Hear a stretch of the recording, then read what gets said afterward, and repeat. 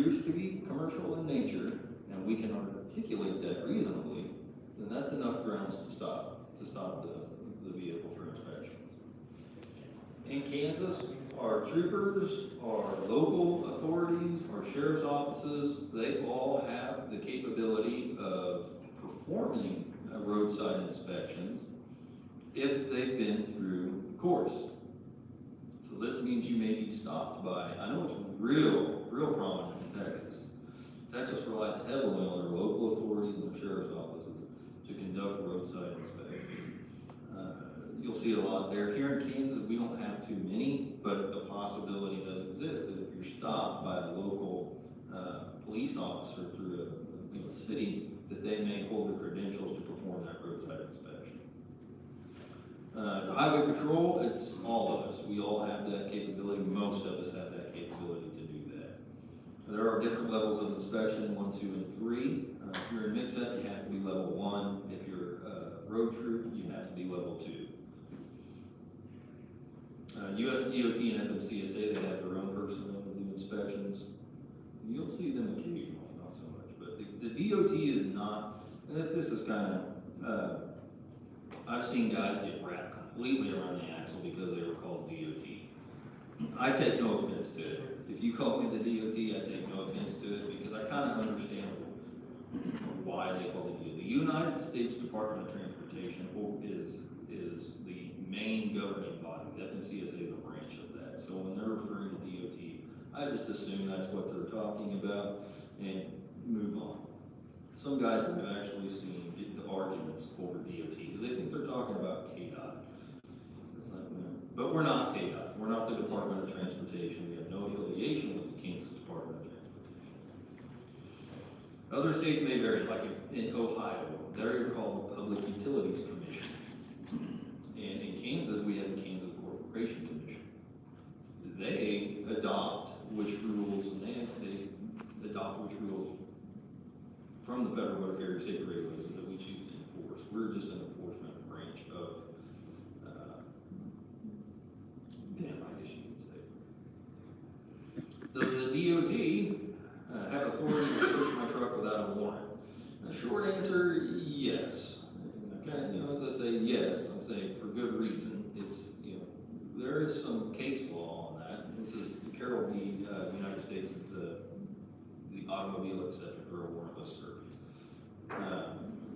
Your cab in your truck contains pieces of information that may be necessary in investigations. Fuel receipts, trip reports, even just the dimensions of a sleeper berth come into play there. Does he have proper bedding? Is she fit? Or is he using it as a sleeper berth? So these things are all inspectable items during our truck inspection. Am I saying we're going to crawl up in there through every single truck inspection and do that? No. Do they have the authority? Yes. When a court looks at that, they don't look at should he have. They look at could he have. So that's important. When you see red lights and sirens stop, this is our attempt at trying to conduct a traffic stop. Don't try to second guess where you think the officer is trying to stop you. If you don't like the location, remember, you're not the one that turned the lights and siren on. Evidently, there's a reason he wants you to stop where you're at. Even if it's the 6-lane interstate, 135 and 21st Street. He may be trying to get you stopped prior to the location he's going to have you go to. So if you see those come on, whenever you acknowledge that and you see that, great. If you just truly feel like it's an unsafe location, acknowledge us somehow. Wave, turn on your flashers, do something. Don't just keep driving 60 miles an hour and say, well, I'll stop at 12 miles when I feel it's safe.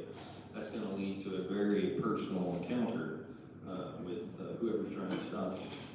Remember, we have no idea who we're stopping. These trucks, we pulled all kinds of people out of them. Wanted felons, human trafficking victims. We pulled all kinds of people out of these CMVs. So what if you think you got Paul Blart trying to stop you on a motor scooter? Well, there's all kinds of things you can do. Again, you can acknowledge just by turning your hazards on. You can call 911. You can, and this is a real thing. I'm not going to say it's hugely common, but it could be a real thing. I always like this story that my supervisor told me. He stopped a Crown Vic with red and blue lights on 235 in the Wichita area. He was going over 90 miles an hour on 235. He was like, well, it's something about it doesn't look right. You do this job long enough, you kind of know what looks right and what doesn't look right. It didn't look right to him, so he attempted to stop it. He inquired, hey, do you have, with all the local agencies, do you have anybody on the road right now? And I'm like, no, ladies that stopped is a 19-year-old kid who just bought this Crown Vic with red light siren, or with red light bar on it. It's a 19-year-old kid bought it on Purple Wave that way. So and he just thought it'd be cool to turn the lights on and go 90 some miles an hour. So, and we've actually had, in the past, we've had vehicles try to imitate our officers, and it's, you know, it's a serious thing. So if you suspect that's the case, reach out, 911, try to find out if anybody's worked in that area. And at the very least, acknowledge that that's, by turning your hazard on, waving something along those lines.